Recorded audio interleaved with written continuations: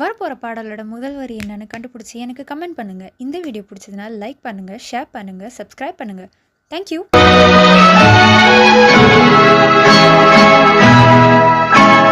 முன்னொரு பிறவி எடுத்திருந்தேன், உன்னிடம் மனதை கொடுத்திருந்தேன்.